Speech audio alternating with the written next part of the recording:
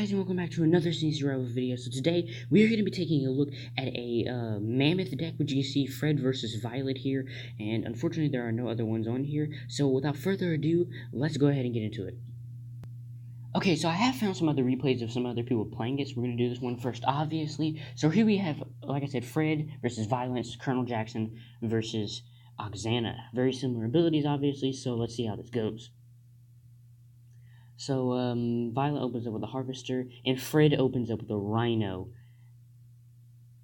He goes to the bottom tile. I'm guessing he was suspecting that she was possibly going to go for a double Harvester, but she doesn't actually go for a double Harvester. She goes for one Harvester. So, yeah. He has level 13 Rhinos, which gives him a huge advantage. So, this already puts Violet at an extreme early game disadvantage because he loses any type of chance of conquering the early game, especially with a lot of infantry he has. He builds a level he has level 10 drones. You can see one of those drones can't even kill a half-health Rhino. So you can see he's going to have some real troubles. He can, Fred here is already at a huge advantage. He can easily control the game with simply just these Rhinos, which puts Violet at a huge disadvantage. So let's see how this continues on. He's not going to get the Harvester down right now, but he builds another Rhino and go ahead and continue damaging that Harvester, focusing completely knowing his units has the health to tank.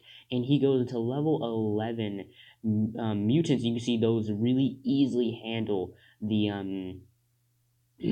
rhinos. So you can see the mutant marauders are doing really good. So this is a video about Mammoth deck. He's still using some. We do get some mutant marauder gameplay in here. You can see it is able to take down a couple of these units. So you can see here he's actually about to get the missile, but unfortunately, yep, Fred will stop him from doing that. However, there is a slight chance because it takes out that unit. He builds another mutant marauder. This may just put him up there in the lead now. Oh wait, no, he couldn't get on the pad in time, and unfortunately, wait, Violet steps on the pad not in time, unfortunately. So he didn't get on the pad in time. So the game is already in Fred's advantage, which is not really good for Violet. Being at the disadvantage already in levels, losing the advantage in terms of the missile is huge. So now he would not only, once Fred can gain control of the missiles a little bit more, he'll probably just end up taking over the game once he can get Violet's units down. He builds a Banshee to go against those units. He's grouping up and pairing up against these units to prevent them from killing his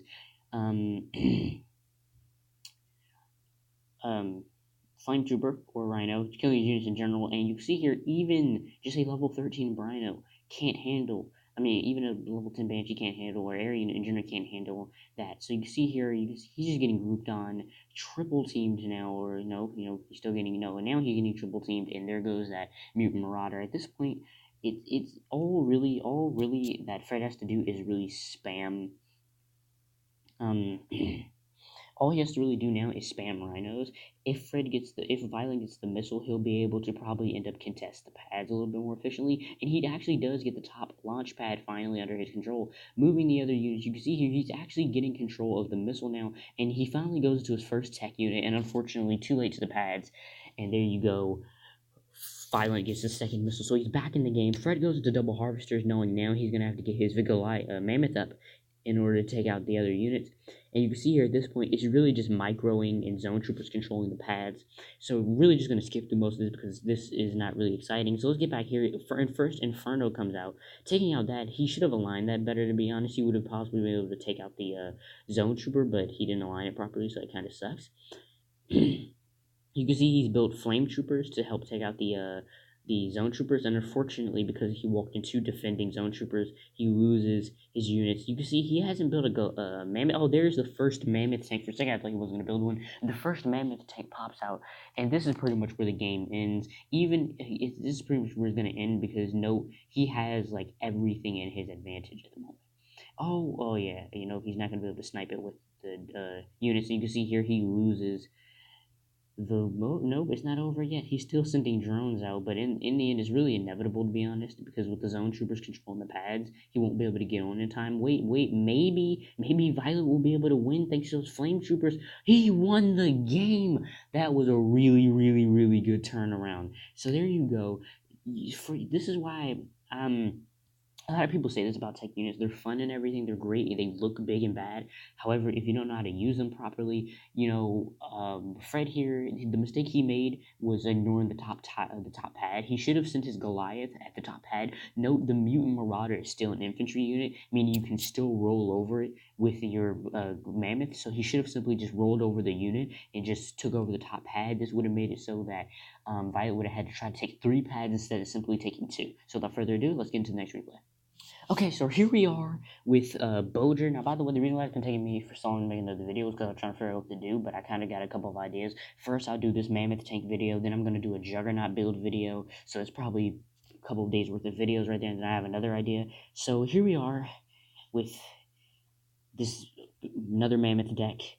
So we got oh my god, Bodger and Vladov, and Bodger opens up with a Missile Trooper, Vlad Dolph, or just Dolph, I just call him Dolph for now, opens up with a, I just call him Bod, and him Dolph.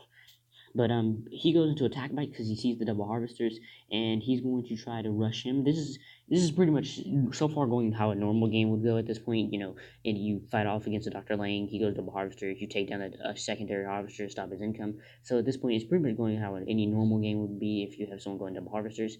And you can see here, we're just gonna skip through this beginning part because this is pretty boring. Nothing really new is gonna happen, and nothing really exciting. So you can see here, he takes down a harvester. Unfortunately, he still gets a tech up, a freaking tech lab up, and he goes for stealth tanks, and he has chem buggies. This means that for now, he won't be able to get too much income up and going with the chem buggy and stealth tank combination, which is actually a really good combination because you can counter almost nearly all infantry units. There goes another chem buggy. He tries to go for that the missile here, and fortunately, thanks to the stealth tanks, he will not. He will stop. Oh wait, maybe not. Oh, there goes the legendary. Oh no, it's gonna be super close, but unfortunately, he will. Oh wait, I thought he was gonna lose the missile there. He's gonna lose the missile. There's no way. He would have to do a lot. It would.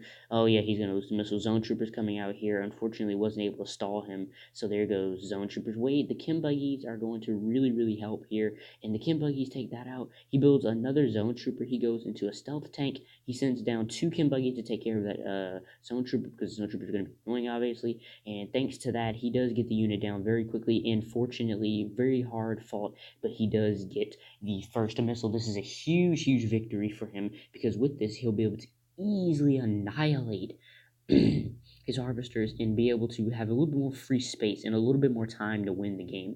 Normally, obviously, the biggest problem would be against a tech deck, you lose the first missile. If he gains control, which a lot of players who get the first missile do, he does not win the game. So you can see here the Mammoth is out already, and you can see here he's destroying all of his units. At this point, like this is pretty much what happens with most tech decks. You may be able to pick off that first harvester, but besides that, the first missile, but besides that, it's very challenging to do anything else. He uses his chem buggies to take out the zone troopers as fast as possible, which he does a really efficient job of, but thanks to the healing that the zone trooper automatically gets and the healing of Liang's drone, it's not going to work out. And you can see here he's struggling to take out the Mammoth tanks. The Mammoth tanks, and 3 Mammoth tanks out at once here. So you can see here at this point the game is over. So let's go ahead and get into the next and final replay. Now, this match may not be that entertaining because you can see the guys in Tiberium, this guy's in Masters, but it may still work out. And plus, he was using Mammoth Tank, and there was someone better, but I just wanted to see if he did win this or not. So let's go ahead and see if he wins this, and if Tiago can pull this through, maybe. And season's about to end very soon. Got some, obviously, that to cover meta decks, so let's see how things go here. You see already starting up with a laser trooper tries to go for a scarab. Unfortunately, Tiago already very early game quickly locking down the pads as fast as he can, trying to prevent Babbler from getting any type of advantage when it comes to those scarabs. He does get 1 scarab missile off. Fortunately, Tiago is promptly prepared, and he does get the first missile, which is huge against a scarab build. So I do have 2x speed, I know, but this speeds up the game a little bit more. So let's go ahead and slow it down here, and you can see here he's trying to. You can see Babbler is trying to still take control of the game with those scarabs, and he still doesn't manage to do it. You can see here Babbler not paying it. Oh, I thought for a second I thought he wasn't paying attention. Fortunately, he takes out that unit, and you can see here at this point he should have moved that unit onto the pad by moving his Pitbull off the pad and just move that unit on there. That way, he can basically counter nearly everything. He brings down an attack bike because he knows the attack bikes can't handle the what's name? He moves his Pitbull, but he then knows at this point if he moves his Pitbull, the Scarabs will move to the middle point and just basically take over the missile. At this point, you can see here he basically has to move off the pad because he doesn't want to lose his Pitbull, and the Scarabs do end up getting a free move there. He takes out the Scarab, he sacrifices both his Pitbulls, and for a Mammoth, and this is where the game gets even better. So he rolls over those units right there. He will have plenty enough health to tank out this unit, this Scarab, and you can see the Scarab only fired once, and this is one of the biggest weaknesses to the Mammoth if the enemy does this right here. Fortunately, the Zone Trooper, but he walks right in the flame and unfortunately loses his unit. And you can see here, yeah, it didn't end well there. And you can see he builds Zone Troopers, and this actually may be his winning factor of the game. Not the Mammoth tanks like the last guy, but these units right here. Unfortunately, he tries to hit them with a Tiberium missile. Unfortunately, misses, which is very not good because basically means that now you basically lose a huge advantage. And you see here you can see here he will take the missile. Oh, he will not take the missile. This is actually really bad for Babbler, because remember, if Babbler doesn't get the missile, he loses this game. You can see here, Babbler barely just about misses the missile, and unfortunately, here comes the Mammoth, and unfortunately, yeah, there's no hope unless he can take the bottom pad, which is easy considering the fact there's only a unit. So you can see he's basically just entered himself back into the game now, thanks to Babbler not moving his zone, or I think his unit may have died, but he still is decently contesting the pad. And you can see here he builds Zone Troopers. He goes straight into that, and you can see here at this point now he's trying to prevent that, and he builds another Zone Trooper. And here we go, and this is pretty much where the playoffs now. So Babbler could lose right now, or he could win. And you can see he uses the missile as a play. Unfortunately, it is a little too late because the unit is nearly dead, and all he now has to. Oh wait, no, he loses his Zone Troopers. And so the game is still contested. You can see this is pretty intense. You can see they're still really trying to contest the pads. And it's really a struggle for both sides, to be honest. It's no real clear winner. But yeah, Babbler does get the missile here, which enters him back into the game. So he's not completely lost. Tiago rebuilds his Harvester. Horrible idea, considering he only has one Tiberium pack left.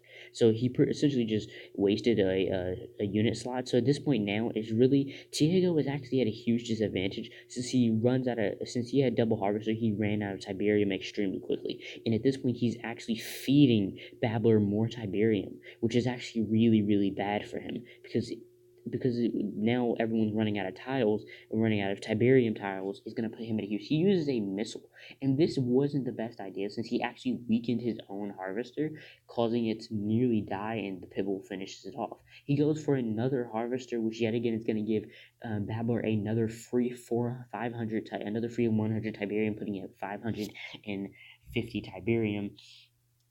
And you can see here he builds Zone Troopers attempting to take over the pads. And you can see here at this point now it is basically coming down to the end game. And here we go. This is the final play. If this Pitbull can take out both his attack bike and mainly if he can take out the Banshee, the attack bike is not really important because he has what's needed. So he hits that unit so it can't move, and that was a really smart tactic on his part. And unfortunately, he will lose the game. So Tech yet again, I knew he was going to lose. To be honest, he is a Masters 1 player, not a Tiberium player like him. But I hope you guys enjoy. Yet again, I will be coming up with that another video. So I hope you guys enjoyed. Without further ado, peace.